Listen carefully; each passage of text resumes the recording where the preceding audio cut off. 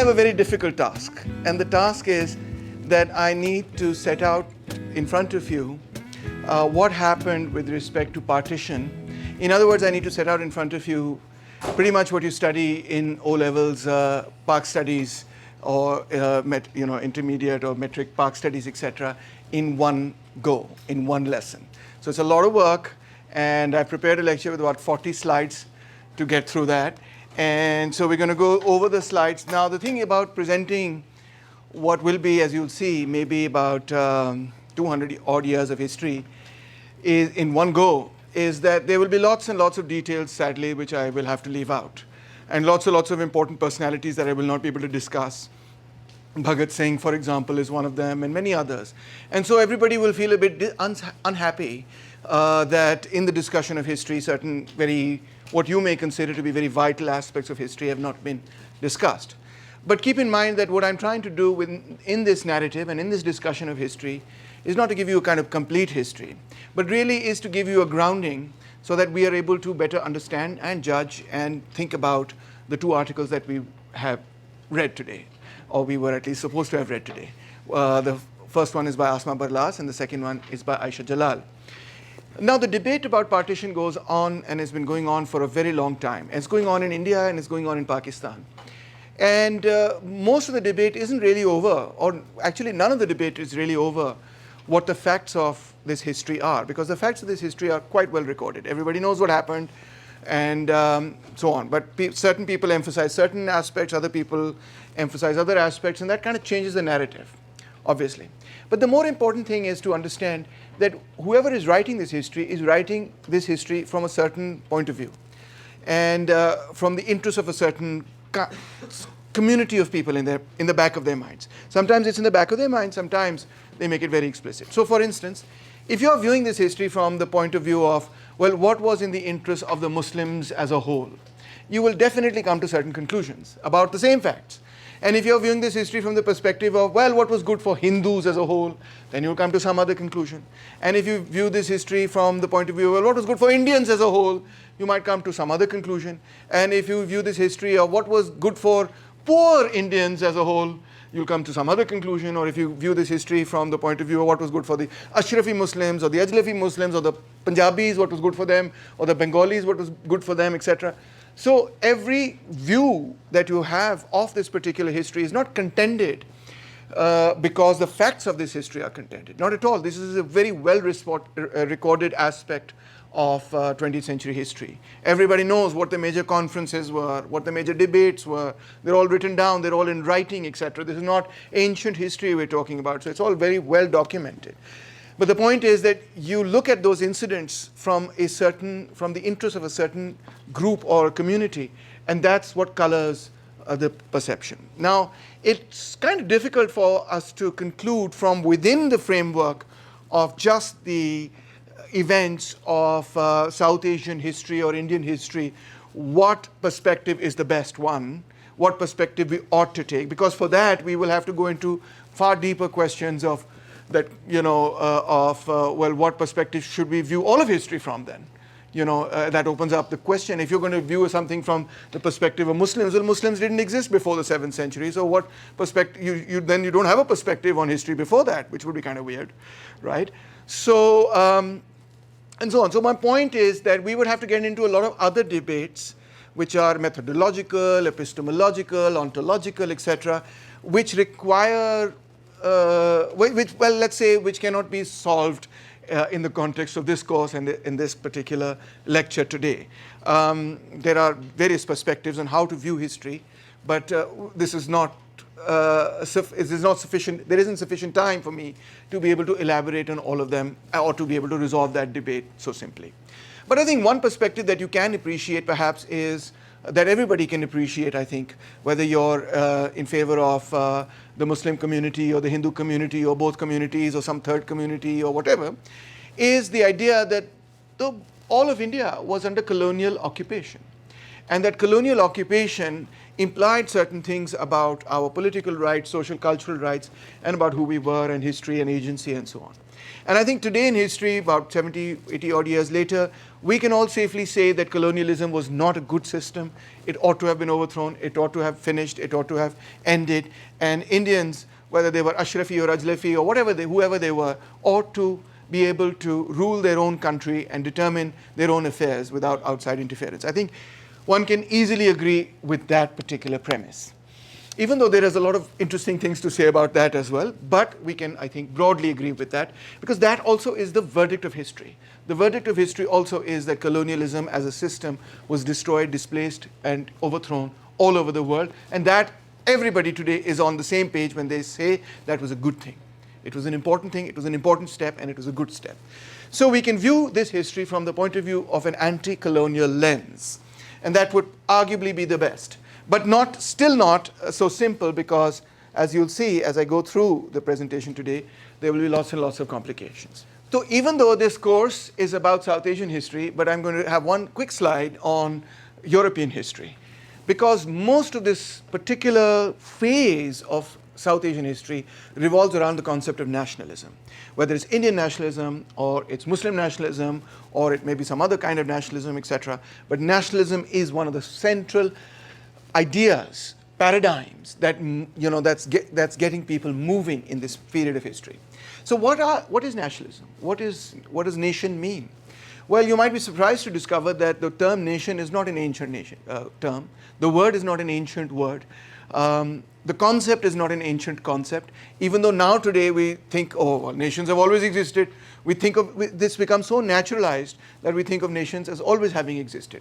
But that's actually not the case. In fact, nations and nationalism is a new idea.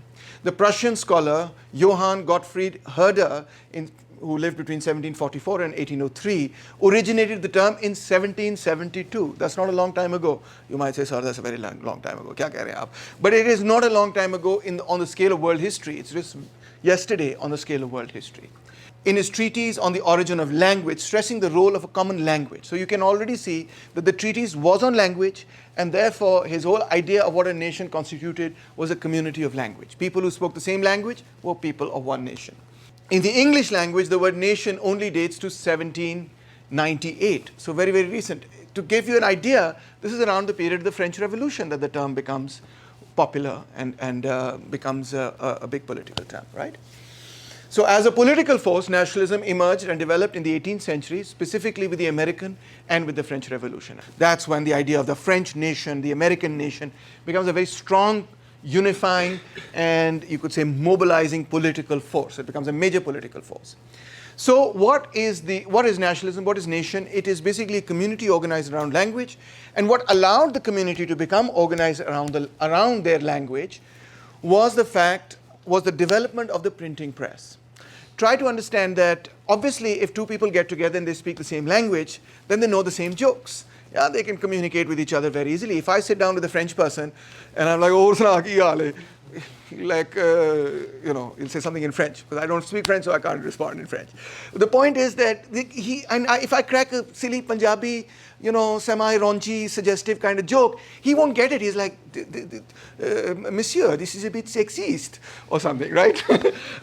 He might not even get the joke. Although there are jokes that transcend cultures, etc. But there are some jokes that are very culturally specific, and you only get them if you're really immersed in the culture.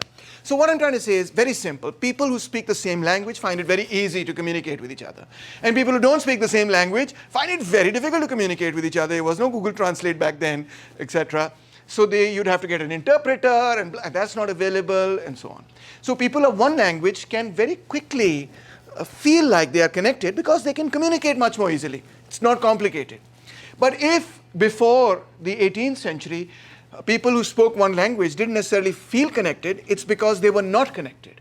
When I say they were not connected, what I mean is that people who were in faraway villages, in faraway areas, they felt more connected to their village or to their area or whatever was going on in their locality, and didn't feel like they were part of a larger community that spoke the same language, precisely because they were separated from each other.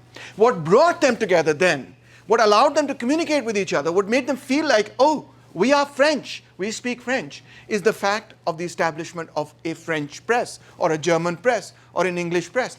That for the first time made them feel like, I am French. I read French. I speak French, and so on. Okay, I think in French, or whatever the case may be. So you have to understand that the printing press played a very central role in not the emergence of the language as such, because it had already come about, but in people feeling like they belonged to a community that spoke the same language. That's what made them feel that way.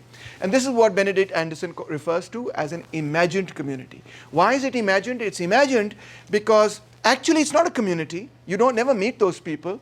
Your actual community is your village or your kasbah or whatever it is that you're living. That's your real community.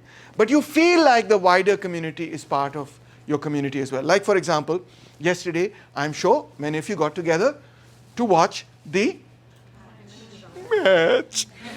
Even I got excited when I realized finally that we were in the finals, and I was like, okay, you know what? And people, my friends and all told me, there's actually a chance that Pakistan will win. I said, what? So I said, okay, then I have to watch the match. So then, and anyway, I thought, okay, if I don't watch the match, then all my students are going to talk about the match, and I won't have anything to talk with them about. I can't relate to you. So I thought, okay, I'll go and watch the match. And as happens in all matches, I got very emotional. I was like, do something, whatever, X, Y, Z, especially when Pakistan was batting. I was like, man, where's the batting, etc. So why did I get so emotional? When Rizwan got out, I was like, oh my God, we are lost. ठीक है ना? So why did I get so emotional? I don't know Rizwan. I didn't even know him till I sat down and started watching TV, and he scored 40, 50 runs, and I was like, I like this guy. I had not even heard his name, right? And then this other guy came, Asif Ali, my friend, like he said, Taimur, let me tell you, ऐसे सारे बैठे हुए थे हम दोस्त यार पुराने बचपन के यार मैं आपको बता रहा हूँ आसिफ अली आएगा ना तो मैच पूरा टर्न अराउंड हो जाए Asif Ali but he kept saying that for the first 5 wickets. He kept saying Asif Ali ko kyun nahi bhej rahe, and finally Asif Ali came and first ball he was bowled and we just wanted to beat him up so bad. Anyway, so just a funny story, but the point of the story is that there is some sense of connection here, that I feel I'm identifying with these people because they're Pakistanis, and I feel some sense of kinship with them or something. It's weird because I've never met them. They're not part of my community. I don't know them from Adam. So that tells you that's kind of a latent nationalism that you feel, especially when cricket matters are at play in sports and other things. So that's how it develops. Nationalism destroyed, and this is a very important aspect of nationalism in Europe, in the European context, that nationalism was the ideology, you could say, of the new rising and emerging capitalist class. And when this class arose and as it captured political power, who were its opponents? Its major opponent was, of course, number one, the monarchy, the royalists, and number two, the church. Okay, so nationalism destroyed the medieval monarchies and the Catholic Church. Hence, it was detested by the royalists in England as well as arguably, well, not so much in England, but certainly in France, etc. And it was also, over Europe as well, and it was also detested by the church. So, because they thought of it as a doctrine which was breaking up the unity of the Catholic Church. Okay? And of course, nationalism was also challenging the right of monarchies to rule. Abhi Malka नहीं है तो उस पे भी कुछ लोग कह रहे हैं abolish the monarchy. शायद आपने ट्विटर पे पढ़ा हो ऐसे लोगों के बारे में, मुझे नहीं पता. Okay, so now we see that this concept of nationalism, although originates in Europe, becomes very, very powerful in the context of South Asia, India, British India. Muslim and Hindi nationalism is organized, though, not around language, but around religion. Okay? Hindu nationalism, I should have written here. It is referred to often in India, in Indian literature, they refer to as communalism as well. Hindu nationalism or Muslim nationalism is often referred to as communalism. This has generated the debate whether Pakistan was meant to be a modern democratic or a theocratic state. आज तक हम इस पे बहस करते रहते हैं कि पाकिस्तान इस्लाम के लिए बना था या एक modern democratic state बनने के लिए बना था वगैरह वगैरह. All right, so just a very quick note on Hindu nationalism here, because you may or may not know about it. Indians and Muslims and Hindu Indians are two nations within India. This was the central concept given by Sarwarkar with Hindutva ideology. That Muslims are a different nation, we are a different nation.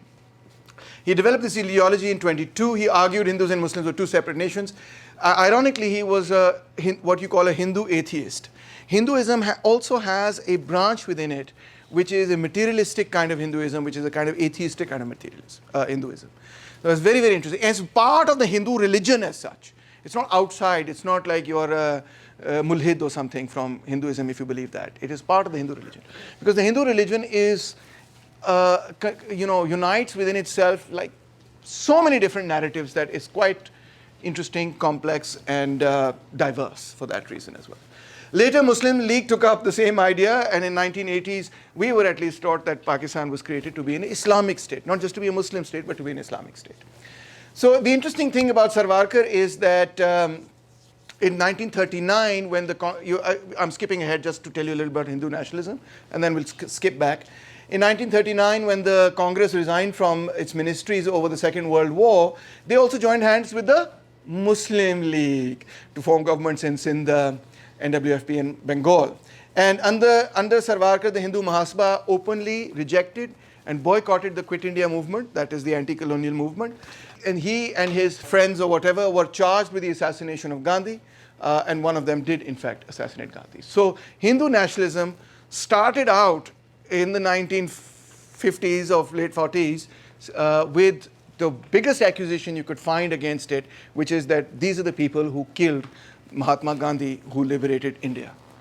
Nothing could have been politically worse for them. And yet today, Hindu nationalism has made a phenomenal recovery. And you can see today that there is Modi, and he is praying in front of a picture of Sarwarkar. And so you can see what a big turnaround this is for the Hindu nationalists, etc.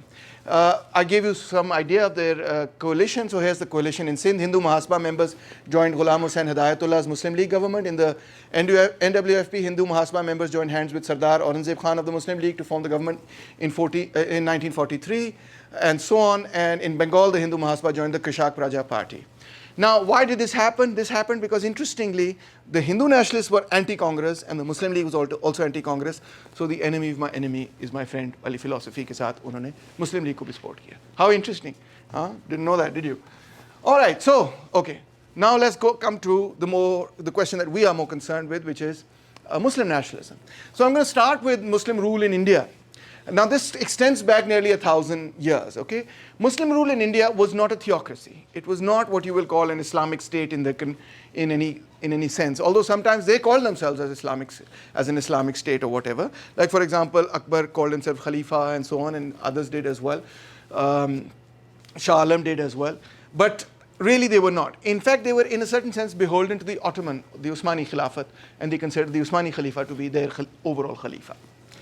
And so Muslim rule always included Hindus, but in the lower ranks of the state, not in the upper ranks of the state, but in the lower ranks of the state, there were always Hindus that were involved, and sometimes also they would emerge into the upper ranks. But proportionately, they were in the lower ranks.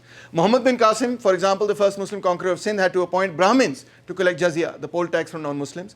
The revenue and finance departments under the Mughals in northern India were mostly wholly run by members of two enterprising Hindu castes, the Kshatriyas and the Khatris. Similarly, Akbar relied on the Rajputs to do the fighting, etc. So now there were deep divisions that this kind of conquest sort of caused. The thing you have to understand is that the people who came and established Muslim rule in India were conquerors from outside of India. We have to understand. That doesn't mean you are from outside of India, but they certainly were from outside of India. Who were they? They were Arabs, they were Persians, they were Mongols, they were Turkmen, etc. These were the people who successively came over the border, came into India, conquered India, etc. That has to be recognized. Naturally, Islam started there, so Islam coming here through conquest, etc., came with the people who did the conquering. Okay. The Afghans played, you could say the Pashtuns played a very important role as well, the Pashtuns being part of the larger Persianate age. Now this Muslim rule, although on the one hand we call it Muslim rule, on the other very major factor about this Muslim rule was that this was the part of the Muslim state which was dominated by Persian culture. So Persian culture dominated in that period, not only over Iran, we think of Persia, we think of Iran, but it dominated over much of Afghanistan and much of Central Asia as well. All of, up to Kashmir, etc., all of this was very much informed by Persian culture. Okay? It's very much part of the Persian cultural, not necessarily political, but certainly the cultural world of Persia was very much extended, not just in Iran, but extended over Afghanistan and into Central Asia and so on. And many people, the Mongols, etc., who came from further as well, adopted this culture, transferred it, took it across, and so on. So, so these people who, fun fact, here's a fun fact. We often use the word Mughal, right? Mughal is the same word as Mongol in Persian. In Persian, Mongol नहीं कहते आप, Mughal कहते हैं. बस इतना फर्क है. So basically, Babur, जिसकी मैंने तस्वीर यहाँ लगाई है, is basically Mongolian. His features were also Mongolian. And if you look at the older portraits of Babur, you will see that his eyes are like Mongolian eyes, and his face is like a Mongolian face, etc. Okay, and he took great pride in being the ancestor, not ancestor, but he took great pride that his ancestor was in turn Genghis Khan, etc., as you may know already, right? And Genghis Khan is pure Mongolian, right? So the Arabs, the Persians, the Mongols, the Turkmens were the Ashraf Muslims. These are the people who conquered. They are the conquerors, okay? They felt very proud. They were a martial people. One of the key features that they had was they had the horseback. So they were on horseback. They had horses. That's what made the Mongolians such awesome warriors. Nobody could defeat the Mongolians in their time because where the principal weapon was the horseback rider. Nobody could ride a horse better than the Mongolians because, of course, the horse is from the grasslands. And Mongolian kids at the age of 5 start getting up on horses and start riding horses and continue riding horses till they're old. So they are some of the best were at least some of the best horsemen in the world, not anymore. So these were the Ashrafi Muslims. By Ashraf, I mean the upper class. They were the conquerors. And as the conquerors, they wanted to maintain, if you've conquered some other part of the world, you wanted to maintain your own internal cohesion in relation to the local people. Local people are the conquered people. You were the conqueror. So to maintain your rule over the local people, you had to maintain a certain degree of elite cohesion. You couldn't just open up your ranks and say, tu bhi aa jaate, tu bhi aa jaate, chal tu bhi aa ja khana kha le mere naal, chal vyah kar laiye. Nahin is tarah nahi ho sakta. Theek hai na? So that had to be maintained. So just as the ruling class of Pakistan in India today maintained its class status via the English language. Did I just say that? Oh my God. It's true, right? जेड़ा अंग्रेजी बोलता है वो कहीं जा सकता है ना. अगर मैं जॉब के लिए जाऊँ और मैं किसी बैंक में जाऊँ, मैं कहूँ आज ही मैं आ गया जी, मेरा नाम जी तैमूर रहमान, तो मैं बड़ा चंगा खाता रख सकना. तो उन्हें कहना उसे बाहर ना दबा हो जा. ठीक है ना? वो नहीं रखेंगे. मगर अगर मैं कहूँ जी I have studied at Lums and from Lums I went to Harvard. And I've returned to write a book in English. They say, sir, vice president banenge hamare bank ke, right? English really, everybody knows this. Come on, let's not kid ourselves, right? English is, you can try it sometime. Go to sarkari daftar and say, manu ID card bana deo. And then say, could I please bother you to make me my ID card? And you'll see the difference in the way the person behind the counter responds. It'll be a big difference. When I get into trouble sometimes with the police, which I do frequently, I often start talking in English. Not because they understand it better, but just to say, look, I am from the upper class. Don't beat the crap out of me. Right? So anyway, however, Hindus who converted to Islam were considered a class below the Ashraf. So there were lots of people who converted. Most of you, in fact, are probably claim to belong to that Turks and the Ghaznavids and the, Khiljis and the Ghoris and so on. Most of our families will say, no, you see the Arabic, you see the Sayyid. But actually, most of us are probably either converts or intermarried with converts and so on, right? So the thing about the converts were that they were considered the Ajlaf Muslims. They were the locals, right? And the culture of the two were very, very different. So the locals who converted to Islam were culturally very Indian. And the people who came from the Persianate world were culturally Persian. So there's a huge gap, cultural gap. आज भी आप देखें, कभी आपने गौर किया होगा, you must have noticed that the greatest poet is, or the poet that's always venerated in our culture, in Urdu culture, is the one who speaks Persian. If you can do poetry in Persian, you're like up here. And if you start using, sort of ordinary words and Punjabi words and so on, you're like, oh, okay, he's all right. But he's not at that Persianate level of poetry. Iqbal, something like 60% of his poetry is in Persian, which, by the way, we don't speak. But the Ashrafi Muslims did speak it, you see. So he's writing for them. So Persian and Hindi culture also merged, though. So there was, on the one hand, the effort by the upper class, the Ashrafi Muslims, to stay Persian. On the other hand, there was the effort by local converts to be accepted amongst the Ashraf. And on the third hand, there was obviously the Hindus, who were the vast majority of people here, who also were very key and important in administrative positions and posts and so on and so forth, and to run the state and the rest of it. So now there's this tension that exists between those who have come from the outside, who want to maintain their Persianate culture, and the actual local culture. And the two merge. And it's a phenomenal merger. It's an amazing merger of two cultures. The Persian and the culture of India, forming what we would refer to as North Indian culture, North Indian Islamic culture. So North Indian Islamic culture is a specific, different kind of culture, which is very much created by its architecture, its motifs, its lines, its aesthetics, everything is created by the merger of Persian with Indian culture. Okay? So that's the key thing. Our music is all about that as well, by the way. The rags and everything, and Amir Khusro, and how we sing and what we sing, and the qawwali and the tabla, which doesn't exist in Arabia, and the sitar and so on. These are such symbols of North Indian Muslim culture, or whatever they are. But they are all really, really created here out of that amazing synthesis.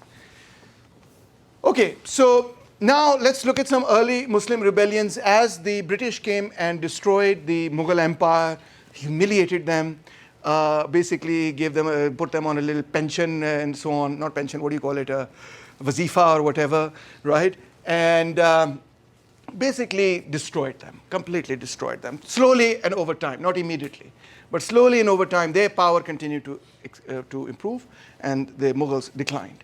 And by the way, the organization that did that is a multinational company. It was the East India Company. It wasn't at first the British Crown that came to India. It was traders who came to India. The British didn't come to us as traders, जिस तरह पाक study की किताब में मैंने रटा लगाया हुआ था, और वही मैंने लिख दिया था एग्जाम में भी. The British who came to us were traders. They were the East India Company. There was the French East India Company, and the Dutch East India Company, and the British East India Company, and so on. There were several East India companies, and they used to go all around the globe to trade. And over time, the East India Company, अपने गोदाम वगैरह बचाने के लिए उन्होंने अपने फौजी वगैरह भी रखने शुरू कर दिए, अपने चौकीदार रखने शुरू कर दिए. The चौकीदाrs grew and grew, and that the East India Company, which is a company, had an army. Pretty soon first they had a militia, and then they had imagine Apple comes and says, I want to create some phones over here, and then hires a chowkidar, and then more chowkidars, and then 100 chowkidar, and then a security firm, and the security firm expands and becomes so big that it becomes a bloody army. That's what happened. There are about 50,000 Goras in that army, and about 300,000 not Goras in that army, right? Indians. So the Indian army, the Sipahis were all people recruited from here, but the officers were all Goras, yes.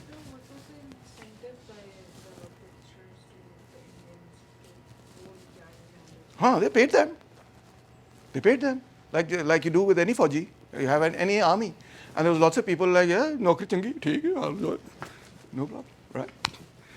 So as I said, the influence of Hinduism on the Ashrafi Muslim culture, either directly through Hinduism or through lower class Muslims, became the major preoccupation of nearly all Ashrafi Islamic reformers in India. This is one of the key things that I've come to realize after reading so much literature, that the key thing, when they say is purity of Islam, purity of Islam, purity of Islam, what is it that they think is making Islam unpure? And if you read, and you read a little more deeply, you discover their major preoccupation is that Islam is being impurified by Hinduism. This is not true for other parts of the world. It is true for India. Okay, here the preoccupation with the purity of Islam was this, that why are you doing shrine worshipping and this, and these are actually, this is biddat. And this is actually, you're taking Hindu culture and you're adopting it as Islamic culture. So this was one of the major preoccupations of the Ashrafi Muslim intelligentsia or intellectuals that they produced, is to cleanse Islam of Hindu influences so that Islam would be pure. But you can see how nicely it dovetails to, of course, the cultural kya kehna chahiye, imperative to maintain that class hegemony and class status by saying this is what our culture, the dominant culture is, and that culture is the culture of the lower orders, etc. So with the invasion of Britain, the Ashrafi Muslims fought for the world they lost. They lost that world. If you're, that wonderful historian William Dalrymple, you read his book, The Company especially, amazing book. The way he describes how the Mughals were, उनके चीथड़े जिस तरह से उड़ा दिए ना. I mean, when I read that, I wept for the Mughals. Imagine that. Why would I, a Marxist radical revolutionary who hates monarchy, said, yeah, this is like too much. So horrible what they did. And it was horrible. They completely destroyed them. The destruction of the Mughal royalty, of course, pained the royalty and the nobility. And they hoped and longed for a day where that would be the case again, that they would be rulers in the way that they were. But that was an age which was finished now. And, and some of the great nobles of this period recognized that that is an age that is gone. Like, for example, Mirza Ghalib. Mirza Ghalib's poetry is full of metaphors and references to that lost age where, the Muslim Ashrafi tabqa used to be so grand and now it's completely destroyed. But he also recognizes that historically speaking, we cannot defeat the British anymore. Ghalib also recognizes it's a lost war, he says. And I know it's a lost war. But I cannot help but love that culture that I've grown to respect and love and grown up in. So this kind of, not Ghalib in particular, because that's a separate thing, but and more complex figure, but this kind of revivalist culture, you could say, that germinated from a desire to rebuild the old Mughal aristocracy in some form or another, was not what you would refer to as a composite kind of Indian nationalism, because it was precisely to revert to or restore the old order of things, but not to create any kind of a democratic or new kind of society. It was a society that was dying, in other words, and these were the death pangs of that society that they continue to try and revive them.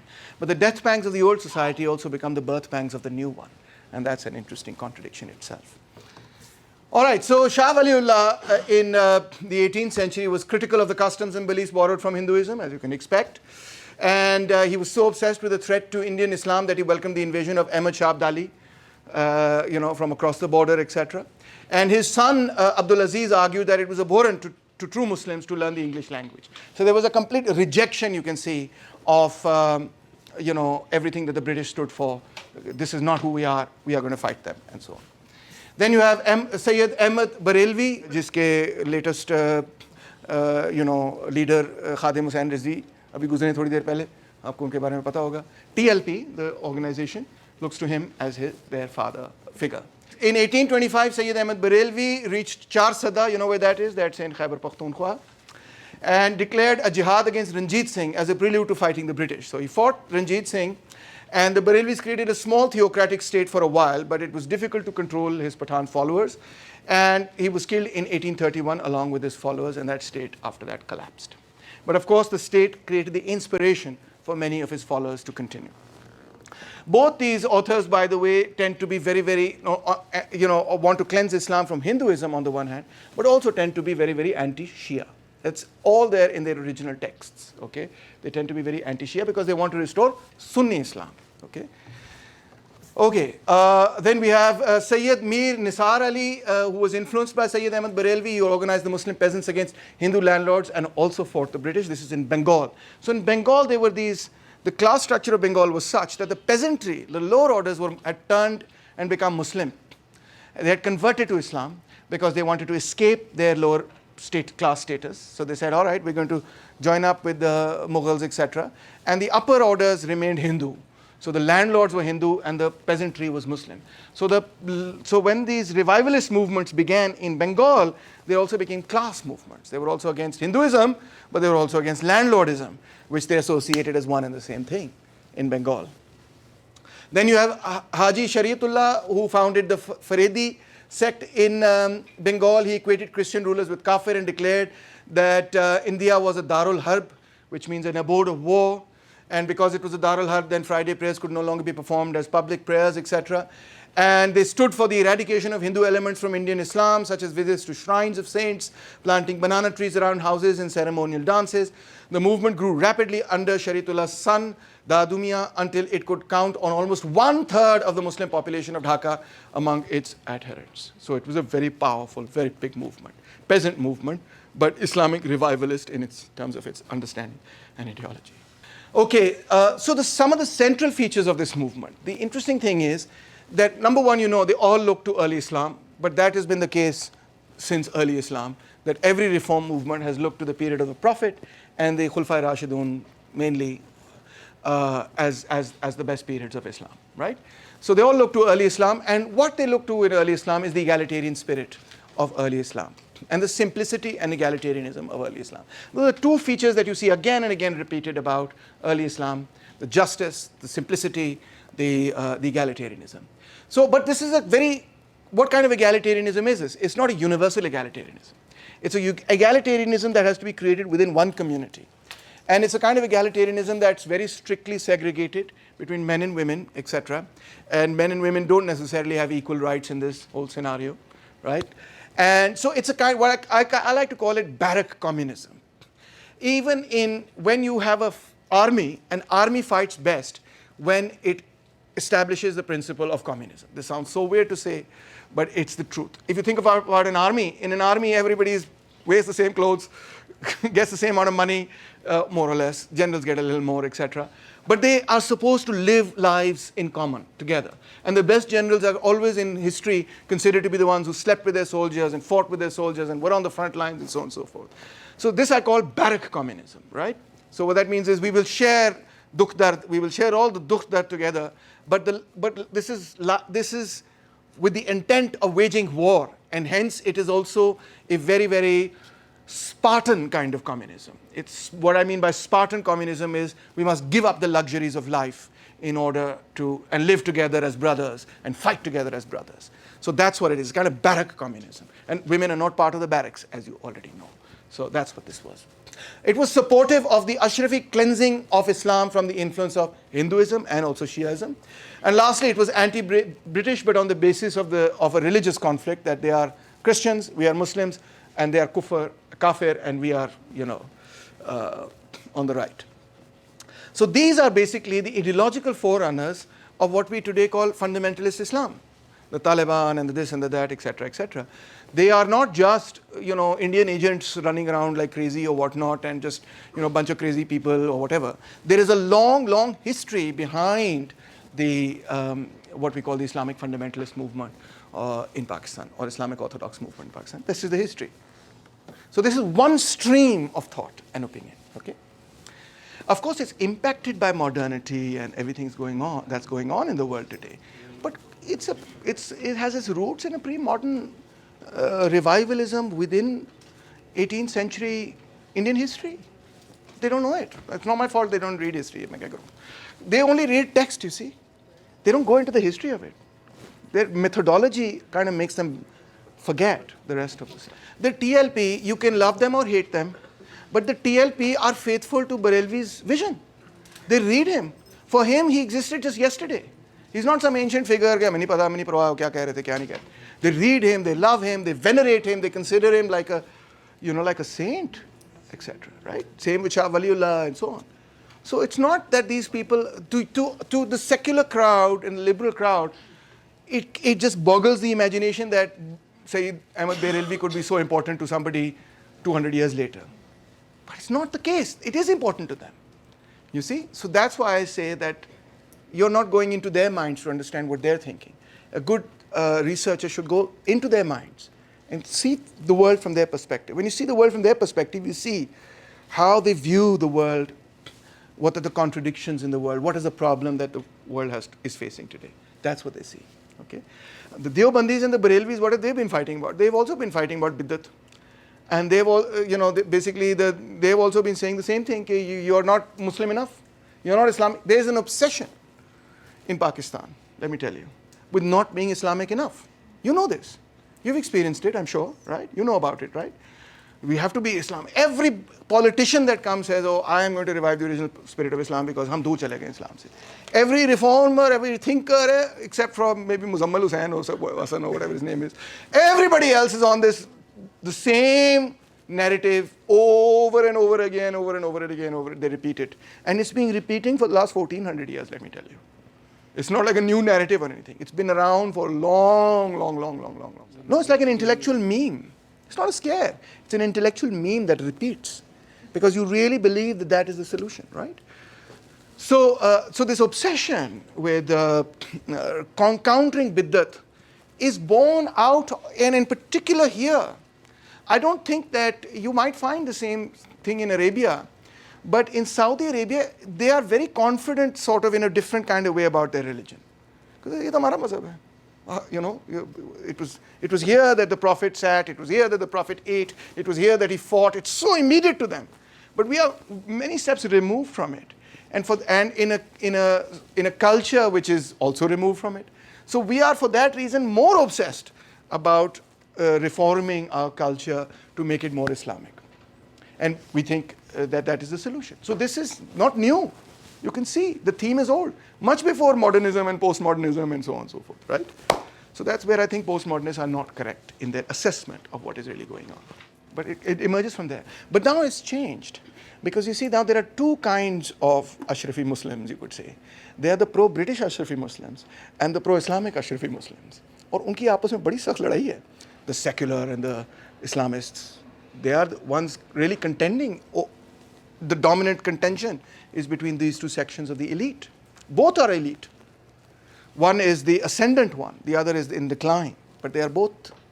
One are the people who used to be the elite and are no longer, and the other is the one that's become the elite. But my point is that rulers, you can hate them, but you still have to understand that they do what they do because they are convinced of certain things that need to be done.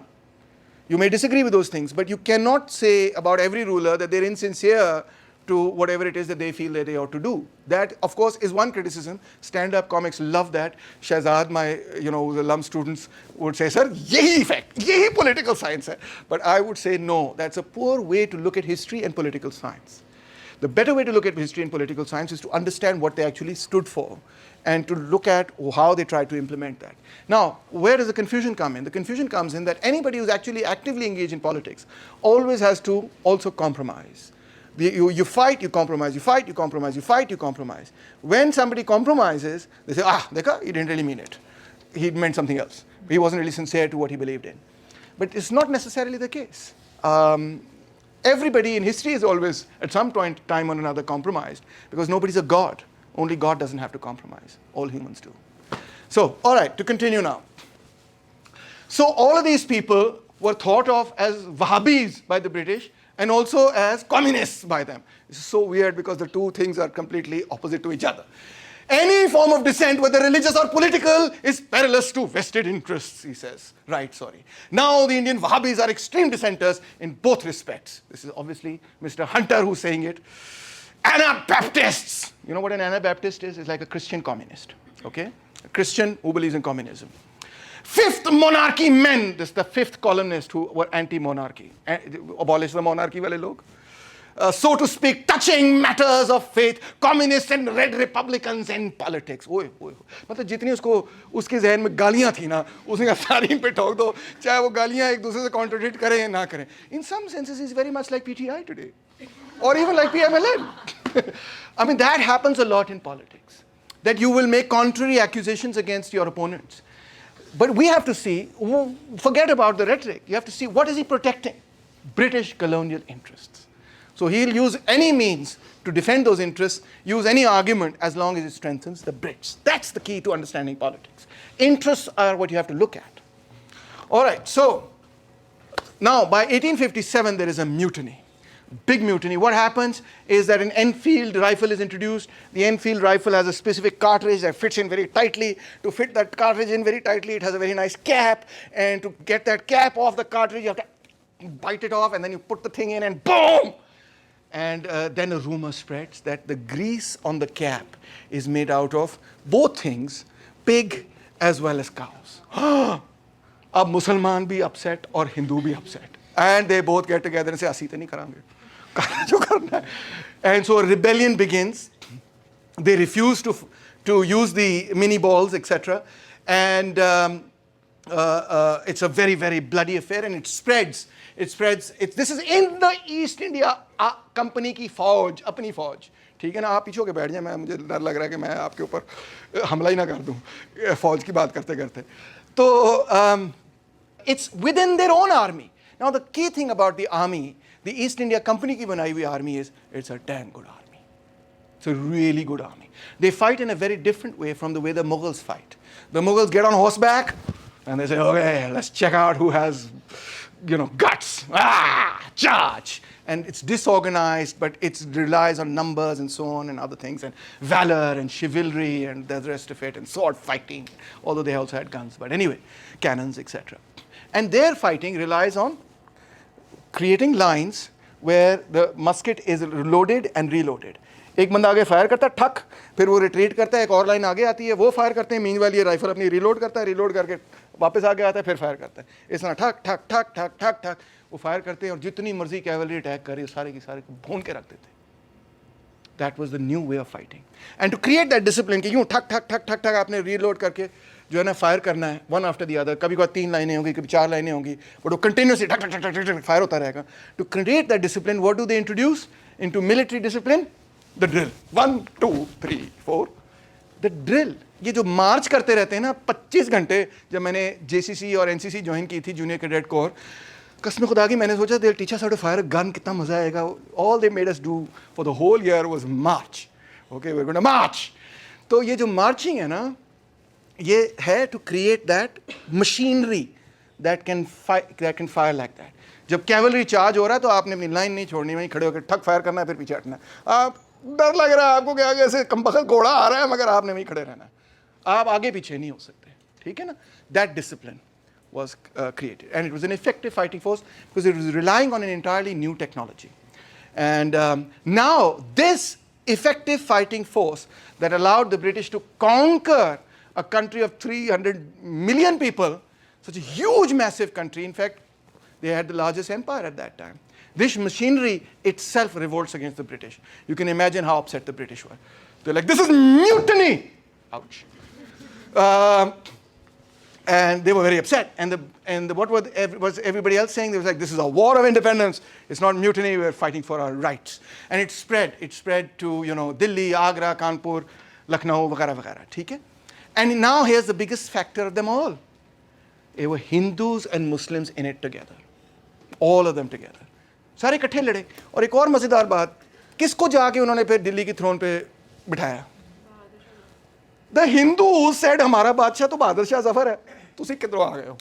अंदाज़ा, they were not Punjabi. But anyway, you get the point. The Punjabis were actually pro-British. The Panjus were all saying, चंगा है, ਅਸੀਂ British ਦੇ ਨਾਲ लड़ांगे. क्यों? Why were the Panjus saying, especially the Muslim Panjus? Because they were like, Ranjit Singh ने हमें बड़ा तंग किया है, हम तो अब pro-British होंगे against रंजीत सिंह.